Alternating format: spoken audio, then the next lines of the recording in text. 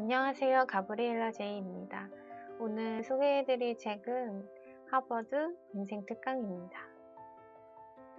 프롤로그. 도서 리뷰는 생각보다 많은 시간과 정성이 들어갑니다. 책을 읽는 시간과 생각을 정리하는 시간, 그리고 영상을 만드는 시간까지 이런 과정이 모여서 도서 리뷰가 완성돼요. 근래에 책을 읽을 여유가 없었어요. 책 읽기를 미루다가 어쩐지 교양이 부족해진 것 같아서 가벼운 책 한 권을 읽어보기로 했어요. 인문학 코너를 사성이다가 10명의 하버드 교수들이 들려주는 인생 수업이란 타이틀의 대학교 교양 수업을 떠올리면서 풋풋한 대학생이 되어볼 마음으로 책을 읽기 시작했어요. 생각은 인생을 결정함으로 성공하고 싶다면 머리를 맑게 하고 이성과 지혜를 깨워 성공하는 사람의 생각과 마음가짐을 갖춰야 한다. 바쁜 일상을 지내다 보면 머리를 맑게 하기가 어려워요. 그래서 책을 읽을 시간을 마련하고 생각하는 시간을 갖고 머리를 맑게 하면 종종 좋은 아이디어가 떠오르곤 합니다. 마음가짐이 인생을 만든다. 실패하는 사람들은 대부분 마음가짐에 문제가 있어요. 그들은 어려움에 부딪히면 그저 쉽게 물러날 길만 찾으려고 들어요. 이런 마음가짐은 결국 자신을 실패의 깊은 늪에 빠져들게 만들 뿐이에요. 누구나 실패하고 좌절을 겪어요. 하지만 이를 극복하는 방법과 시간은 다른 것 같아요. 애통한 마음은 당연하겠지만 너무 깊은 절망에 빠져들면 몸과 마음이 망가져요. 성공하는 사람들은 어려움에 부딪혀도 긍정적인 마음가짐을 잃지 않아요. 그래서 마침내 성공에 다다르는 거예요. 어떤 사람은 잠시 긍정적인 마음가짐을 했다가도 좌절에 부딪히면 금세 긍정의 힘에 대한 믿음을 잃어버려요. 이런 사람들은 부정적인 마음가짐으로 스스로 옴짝달싹 못하게 만들고 자기 연민에 빠져 자신을 가둬요. 부정적인 마음가짐은 고치기 어려운 습관이에요. 스스로 용기를 불어넣고 최선을 다해서 해결 방법을 생각하고 끊임없이 전진하고 성공에 다다라야 해요. 실패해도 다시 시작할 수 있다는 긍정적인 믿음을 잃지 말고 희망을 가져보아요. 왜 성격에 대해 알아야 하는가? 성격 자체에는 좋고 나쁨의 구분이 없고 그것을 어떤 방식으로 다루는가에 따라서 성공 여부가 결정돼요. 모든 성격은 반드시 장점이 있고 자신의 성격 중에 단점이라고 여기는 부분에 과도하게 집중해서 완벽한 성품을 갖추려고 애쓸 필요는 없어요. 자신의 성격에 대해 정확하게 아는 게 중요해요. 성격의 좋고 나쁨을 구분짓지 말고 편견 없이 자신을 바라보고 장점에 집중을 하고 성공한 기업가들이 갑자기 몰락하는 이유는 원래의 자신과 현재의 자신을 동일하게 유지하지 못했기 때문이에요. 성공을 거두었을 때 주변에서 들려오는 칭찬과 존경의 말들이 방향을 잃게 만드는 거죠. 당신은 마음속에 자아를 기준으로 삼아 절대 흔들려서는 안 됩니다. 칭찬이 아닌 비난을 듣더라도 마음속에 자아를 기준으로 절대 흔들리지 말아야 해요. 낙관은 성공의 힘. 살면서 수많은 공경을 만나더라도 크게 상심할 필요는 없어요. 아무리 슬프고 어려운 일이라도 그저 낙관적인 마음을 잘 유지하기만 하면 그 안에서 새로운 기회를 발견할 수 있어요. 이를 통해 공경에서 빠져나갈 수 있기 때문이죠. 기회를 아쉽게 놓쳤더라도 반드시 좋은 기회가 또 올 거라고 믿으면 꼭 좋은 기회가 생겨요. 낙관적인 마음으로 믿고 기다린다면 반드시 새로운 기회가 찾아와요. 어떠한 공경에 처하더라도 절망하지 말아요. 모든 어려움에는 반드시 아름다운 무언가가 숨어 있어요. 신은 어려움을 내리는 동시에 그 옆에 당신을 위한 기회를 준비했다고 해요. 그러니 당신에게 필요한 것은 그것을 발견하는 능력이에요. 신은 한쪽 창문을 닫으실 때 반드시 다른 쪽 문을 열어주신다는 것을 믿어야 돼요. 선한 본성을 길러라. 친구란 늘 선의로 대하고 도움을 주는 사람이에요. 선한 일을 많이 해서 좋은 인연을 맺고 당신의 선량한 본성을 드러내는 데 주의를 기울이세요. 친구의 정의를 깔끔하게 정리한 글귀예요. 선한 친구를 사귀시다. 성격을 훈련하라. 미국의 유명한 문학가이자 기업가인 벤자민 프랭클린은 자신의 문학적 재능과 실력이 매일 한 편씩 글을 쓰는 훈련에서 비롯되었음을 깨달았어요. 이후 끊임없이 훈련하고 실력을 길러 마침내 큰 성공을 거두었어요. 글이라는 게 한자를 떼기가 어려워요. 매일 한 편을 쓴다는 건 정말 고된 훈련이에요. 인생에서 가장 중요한 것 중 하나는 바로 자신을 훈련하는 거예요. 끊임없이 훈련을 통해 자신을 펄펄 끓는 용광로 속에 넣고 단련해야만 더욱 건강한 성격을 만들 수 있어요. 이것에 성공한 사람만이 더욱 예리하고 빛나는 눈을 가질 수 있어요. 어렵고 힘든 일을 겪으면 안목이라는 특별한 지혜가 생겨요. 더 나은 성격을 위하여. 무더운 날 스승은 제자에게 맑은 개울물을 떠오라고 얘기를 해요. 제자가 개울에 도착하자 마차가 지나가서 물이 더러워져 있었어요. 제자는 돌아가서 사정을 얘기하고 강에서 물을 떠오겠다고 했는데 스승은 다시 개울로 가라고 얘기를 했어요. 제자는 길을 반쯤 가다가 허탕해질 것 같아서 다시 스승에게 돌아가서 연유를 물었어요. 스승은 설명하지 않았고 제자는 하는 수 없이 개울로 향했는데 개울물이 맑아져 있었어요. 그래서 깜짝 놀랐고 그리고 본성이 깨끗하면 어떤 것에도 더럽혀지지 않음을 깨달았어요. 선한 사람은 스스로를 정화해요. 자정 능력으로 물이 깨끗해지듯이 마음도 그래요. 좋은 인간관계가 더 나은 인생을 만든다. 대학을 졸업한 마리사는 직장 생활을 시작했지만 새로운 환경에 쉽게 적응하지 못했어요. 동료들과의 관계는 서먹했고 용기를 내서 먼저 인사를 건넸지만 이 바쁜 동료들은 별다른 반응을 보이지 않았어요. 마리사는 좋은 인간관계를 만들기 위해 일찍 출근해서 동료들의 책상 위에 놓인 서류를 정리하고 물을 한 잔씩 부었어요. 이처럼 좋은 인간관계는 단번에 얻는 것이 아니라 조금씩 차곡차곡 쌓여요. 처음부터 좋은 관계는 없는 것 같아요. 능동적으로 배려함으로써 관계가 좋아져요. 미소가 무기다. 미소 짓는 습관을 기르자. 미소가 얼굴에서 떠나지 않도록 하면 당신의 인간관계는 자연스럽게 좋아질 거예요. 차가운 겨울 속에 빛나는 따뜻한 미소는 봄을 준대도 바꿀 수 없다. 라는 속담이 있대요. 한번 웃을 때마다 행운이 쌓인다고 생각해보세요. 마일리지예요.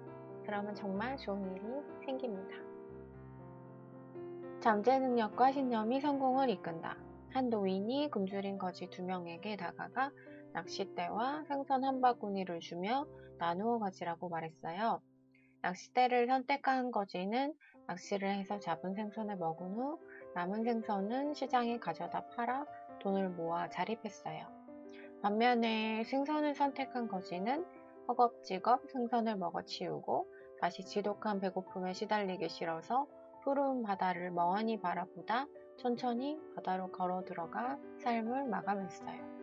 2명의 거지는 모두 똑같이 노인의 도움을 받았지만 완전히 다른 운명을 맞이했어요. 생선을 선택한 거지에게 다른 사람의 도움이 무의미했던 까닭은 신이 내린 은총인 머리, 마음, 그리고 2 손과 발을 사용하지 않았기 때문이에요. 가진 것이 없어 비록 처음에 누군가의 도움을 받았을지라도 자신의 잠재 능력을 활용하여 꾸준히 발전한다면 성공에 이를 수 있어요. 인간이 다른 영장류와 달리 손과 발을 자유로이 사용하고 사고하고 감정을 표현하는 것은 신이 내린 축복이에요. 당신의 성장은 성공보다 중요하다. 성공은 기나긴 인생 속에 그저 일시적인 순간이고 외재적이고 다른 사람으로부터 받는 평가일 뿐이에요. 반면에 성장은 끊임없이 새로워지는 지속적인 과정이고 내재적이고 자신의 마음속으로부터 느끼는 희열이에요.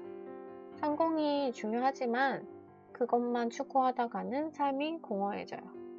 성공을 이룬 후에 이룰까봐 마음이 편하지 않고 걱정에 시달린다면 되레 고생스러운 삶을 사는 거니까요. 성장은 오로지 자신의 것이고 그 과정이 아주 느리더라도 오히려 자신감과 의지가 더 강해져요. 순간의 성공에만 몰두하지 않고 더 멀리 바라보게 하고 일시적인 성공을 거두어도 교만해지지 않고 끊임없이 자신을 초월해서 성장하고 성공보다 더 큰 수확을 얻어요. 성공의 기준은 외부인 타인에 있고 성장의 기준은 내부인 자신에게 있어요. 당신에게 자신감이 필요한 이유. 자신감의 표현을 자만이라고 생각하거나 다른 사람이 거만하게 볼까봐 걱정할 필요는 없어요. 자신감이 있는 사람은 다른 사람에게 신뢰감을 주고 그 앞길이 탄탄한 대로지만 자만심으로 가득한 사람은 다른 사람에게 거부감을 일으키기 때문에 스스로 더 어려운 상황으로 걸어 들어가는 것과 같아요. 공동체가 긍정적으로 평가하면 자신감이고 부정적으로 평가하면 자만심이 거죠. 아무리 속상하고 힘든 일이 있더라도 항상 승리자의 자세를 유지해야 돼요. 열등감과 자기 비하에서 벗어나야만 성공할 수 있다는 것을 잊지 말아야 돼요. 누구나 실수를 저지르고 실패를 해요. 바르지 못한 것은 다시 바로 잡으면 되니까 자신감을 잃고 열등감을 갖거나 자신을 자책하며 자기 비하를 하지 말아야 돼요. 내가 최고다 라고 외쳐라. 자신감이 없는 사람은 다른 사람에게 신뢰를 줄 수가 없어요. 자신감 없는 모습은 다른 사람을 불안하게 만들어요. 신뢰는 자신감에서 비롯되거든요. 영혼을 자유롭게 하라. 자신에게 한번 물어보세요. 당신은 평생 감옥에 갇혀 있기를 바랍니까? 이것을 바라는 사람은 없을 거예요. 지금 당장 당신의 영혼을 자유롭게 하고 몸과 마음을 가볍게 해서 그로부터 희열을 느껴보세요. 그러면 성공이 멀지 않은 곳에 있을 거예요. 지금 불행하다면 자신의 영혼에 기울여서 정말로 자신이 원하는 삶을 살아야 돼요. 불만과 고통의 악순환에서 벗어나라. 허구한 날 불만, 원망, 비판, 험담을 말하는 사람을 친구로 선택하고 싶진 않겠죠. 사람들이 원하는 것은 고통이 없는 공간이에요. 아무리 친한 친구 사이라도 불만, 원망, 비판, 험담을 계속한다면 관계가 불편해요. 한 청년이 불만과 원망을 토로하자 그의 아버지는 못한 자료를 주고 화가 치밀어 오르고 불만스러운 일이 생기면 못을 기둥에 하나씩 박으라고 얘기했어요. 그는 못을 박으면서 자신의 감정을 제어하는 것이 못을 박는 것보다 쉽다는 것을 발견하고 마침내 못을 한 개도 박지 않는 날이 왔어요. 그러자 아버지는 다시 불만을 억누를 때마다 기둥에 박았던 못을 하나씩 뽑으라고 말했어요. 얼마 후 청년이 박아놓은 못을 전부 뽑자 아버지는 칭찬하며 기둥의 흔적은 영원히 지울 수 없다고 얘기해요. 불만과 원망은 누군가에게 상처를 줘요. 한번 남은 상처는 결코 지워지지 않아요. 용서로 즐거움을 얻어라. 카트먼은 오케스트라의 예비 바이올리니스트예요. 그는 정식 단원이 병이 나거나 급한 일이 있을 때만 무대에 오를 수 있는 처지였어요. 집에 돌아온 카트먼은 누군가 자신의 바이올린을 켜는 소리를 들었어요. 그는 순간적으로 도둑임을 직감하고 2층으로 뛰어 올라갔어요. 애소한 소년이 주머니에 이것저것 가득 담고 낡아빠진 코트를 입고 연주를 하고 있었어요. 건장한 체구의 카트먼이 점점 다가오자 소년의 눈에는 공포가 가득했어요. 그 모습을 본 카트먼은 마음이 누그러져서 미소를 지으며 소년의 바이올린을 좋아하냐고 물었어요. 소년은 좋아하지만 잘하지 못한다고 얘기했어요. 카트먼은 소년에게 자신의 바이올린을 가지고 가서 연습하라고 말하고, 소녀는 의심스러운 눈초리로 카트먼을 보면서도 바이올린을 집어들고 나가면서 벽에 붙은 음악회 포스터에서 카트먼의 사진과 이름을 확인하고 허둥지둥 도망쳤어요. 2년 후 실직한 카트먼은 특별히 하는 일 없이 집에서 시간을 보내고 있는데 우연히 텔레비전에 방영하는 음악 경연 대회를 보게 되었어요. 리터라는 바이올리니스트가 출연했는데 실력이 뛰어났어요. 학력이나 경력이 모두 베일에 쌓여 있었는데 사회자가 그를 가르쳐준 스승에 대해 묻자 리터는 우승하면 밝히겠다고 얘기해요. 모두가 리터의 스승이 누구인지 더욱 궁금해했어요. 마침내 리터가 우승을 거두었고 감격한 목소리로 카트먼이 스승이라고 밝혀요. 그는 유명한 바이올리니스트는 아니지만 제게 바이올린을 주었어요. 카트먼 씨는 가난과 고통에 빠진 저를 존중해 주었고 마음속에 역경을 이겨낼 불꽃을 타오르게 했어요. 오늘에서야 부끄럽지 않게 바이올린을 들려드리게 되었다며 우승 소감을 말했어요. 텔레비전 속의 리터를 바라보던 카트먼도 2년 전의 일을 떠올리며 행복의 눈물을 흘리고 있었어요. 천재의 스승으로 유명세를 탔는 카트먼은 다시 오케스트라에 들어가서 수성 연주자가 되었어요. 이 이야기가 이 책에서 가장 재미있고 아름다운 이야기예요. 읽는 내내 같이 울고 리터를 용서하고 용기를 준 카트먼도 용기를 내서 바이올리니스트가 된 리터도 모두 대단하고 감동적이었어요. 이 둘은 서로에게 은인이고 삶을 더 아름답게 바꾸었어요. 바다는 넓어요. 바다보다 더 넓은 게 하늘이고 하늘보다 더 넓은 건 사람의 마음이에요. 용서는 무엇보다 아름다운 마음이고 인간 세상의 가장 아름다운 풍경이에요.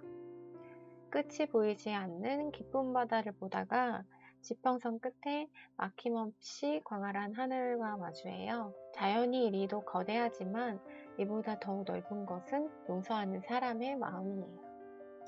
책임감의 힘. 책임지지 않는 사람은 결코 자신이 속한 집단의 중요한 인물이 될 수 없어요. 책임감 없는 관리자는 꼭 그 지위를 내려놓아야 돼요. 맡은 바 최선을 다하지 않고 책임감도 없다면은 결코 사람들이 따르지 않죠. 분노를 다스려라. 데무노 톨스토이는 분노는 다른 사람에게도 재앙이지만 무엇보다 자신에게 가장 큰 화를 입힌다고 말했어요. 분노하면 얼굴이 새빨갛게 달아오르고 온몸에 열이 오르고 마음에도 화상을 입어요. 자신을 제어하지 못하면 진실을 보지 못하고 행동이 과격해져서 결국 되돌릴 수 없는 잘못을 저지르게 돼요. 그러니까 어떤 상황에서라도 분노를 억누르고 자신을 제어해서 이성적으로 생각해야만 하는 거죠.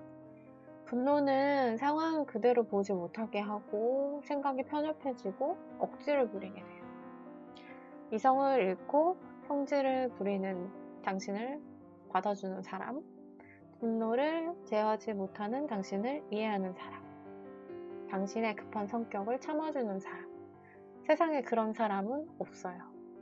그러니까 당신의 안 좋은 감정을 있는 그대로 드러낸다면 최악의 결과가 당신을 기다리고 있는 거죠.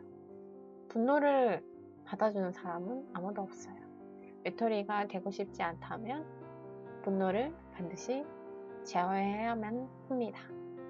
낮은 곳에서 시작하라. 이제 막 학교를 졸업한 청년들은 모두 큰 이상을 품고 있어요. 그래서 사회생활을 시작한 청년 중 일부는 자신이 생각한 것보다 중요한 존재가 아니고 가장 밑바닥부터 시작해야 한다는 현실을 확인하고 상당히 굴욕적이라고 여긴대요. 밑바닥부터 시작하겠다는 각오가 있어도 밑바닥부터 시작하는 건 쉬운 일이 아니에요. 정신력, 체력, 신념 없으면 버티기 힘들고 굴욕을 참는 건 습관처럼 되어버려요. 자리를 잡은 상사, 선배들 모두 그런 과정을 겪었겠지만 사회생활이 참 씁쓸한 것 같아요. 직장을 구하지 못한 사람들 중 대부분은 능력에 큰 문제는 없어요. 그저 평범한 일을 하기 싫어하고 하고 싶은 일을 할 수 없기 때문에 이러지도 저러지도 못하는 상태가 된 것뿐이래요. 하지만 사실 그들이 생각하기에 체면 깎이고 수준이 낮은 일이야말로 자신을 훈련하는데 가장 효과적인 방법이에요. 눈을 낮추고 더 나은 일로 가는 길을 찾는 것이 현명한 방법이라고 합니다. 사회 초년생이 아니라도 어딜 가든 체면 깎이는 일, 수준이 낮은 일을 누구나 겪는 것 같아요. 자신이 정말로 원하고 즐겁게 할 수 있는 일을 찾는 게 가장 현명한 방법이 아닐까 생각합니다. 사장이 필요한 사람이 되라. 각자 능력에 맞추어 일하면 되는 거지 다른 사람의 눈치를 볼 필요가 있냐. 이 말도 틀린 말은 아닌데 이런 태도는 직장에는 맞지 않다고 해요. 사장의 개성이나 업무 스타일이야말로 그 회사의 형태, 관리 방식 등을 결정하는 유일한 요소인데 사장이 보수적인데 개성을 과도하게 드러나는 직원이 있다면 아마 그 직원은 새로운 직장을 알아봐야 될 거예요. 직장 생활을 잘 하려면 회사의 분위기와 자신이 잘 맞는지 면밀히 검토를 해봐야 돼요. 권력을 분산하라. 최고 경영자는 인재를 등용할 때 부하 직원을 신임하고 그들에게 충분한 권리를 주어서 능력을 발휘하도록 해야 돼요. 자신의 권리를 나누어 줌으로써 부하 직원들에게 날개를 달아주고 그들이 진정으로 회사를 위해 헌신하도록 만들어요. 부하 직원에게 결정권이 주어지면 되게 책임을 다하기 위해서 열정적으로 일을 하거든요. 고난은 성공을 부른다. 성공한 사람은 자신에게 주어진 고난을 일종의 훈련이라고 생각해요. 그들은 고난을 앞으로 나아갈 수 있는 원동력으로 삼아서 그 안에서 살아갈 용기를 얻고 또 다른 고난을 이겨낼 수 있는 방법을 배워요. 산 넘으면 산처럼 고난은 수시로 우리를 찾아오는데 고난을 겪지 않는 사람은 없으니까 고난을 더 쉽게 넘기고 대비할 수 있게 방법을 찾아야 돼요. 다행히 고난은 한번 겪으면 같은 고난은 면역이 생겨서 잘 넘어가는 것 같아요. 무너지지 않아야 승리할 수 있다. 역경은 사람을 무너뜨릴 수도 있고 단련시킬 수도 있어요. 의지가 약한 사람은 역경을 마주하고 무너지지만 강한 사람은 더욱 강해져요. 좌절과 고난을 마주하고 절대 포기하지 않고 끝까지 나아가는 사람만이 승리의 기쁨을 느낄 수 있어요. 성공과 실패를 결정하는 중요한 한 가지는 역경을 대처하는 마음가짐이에요. 잃은 것에서 얻어라. 만약 당신에게 먹기 힘들 정도로 신 레몬 하나가 생긴다면 어떻게 하겠는가? 아마 대부분의 사람은 바로 버리고 신 것을 어떻게 먹냐며 반문할 것이다. 하지만 현명한 사람은 주어진 상황을 받아들이며 포기하지 않고 어떻게 해야 레몬을 맛 좋은 레몬 주스로 만들 수 있을까를 고민한다. 버려지는 것, 쓸모없는 것에서 새로운 가치를 발견하고 안목을 길러보자. 이상의 크기가 성공의 크기다. 성공 여부는 이상과 직접적인 연관이 있어요. 커다란 이상이 없는 사람은 재능이 있어도 대단한 성공을 거두지 못해요. 반면에 이상이 큰 사람은 빠르게 성공하죠.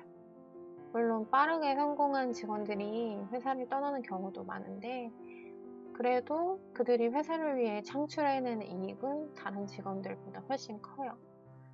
아무리 큰 이상이라도 목표가 확실하면 이루는 속도가 엄청나게 빨라져요. 시간을 계획하라. 성공한 사람들은 모두 자신의 시간을 소중히 여기고 꼼꼼히 계획해서 효과적으로 활용해요. 시간은 되돌릴 수도 모아둘 수도 없는 거라서 모든 절약의 근본은 바로 시간 절약이라고 할 수 있어요.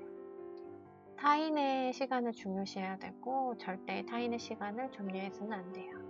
짜투리 시간도 잘 활용해야 돼요. 짜투리 시간을 모으고 활용해서 일의 효율을 높여야 합니다. 사랑은 고통을 나누는 것. 사람과 사람 사이에 가장 필요한 거는 고통을 나누는 것이에요. 이게 행복의 요소죠. 서로의 고통을 나누지 않는 사회는 차갑고 쓸쓸하기만 합니다. 누군가를 사랑한다고 말하면서 그의 고통을 나누지 않고 수수방관한다면 어떻게 사랑이라고 할 수가 있겠어요. 고통을 나누고 상처를 나누는 것이야말로 진정한 사랑이잖아요.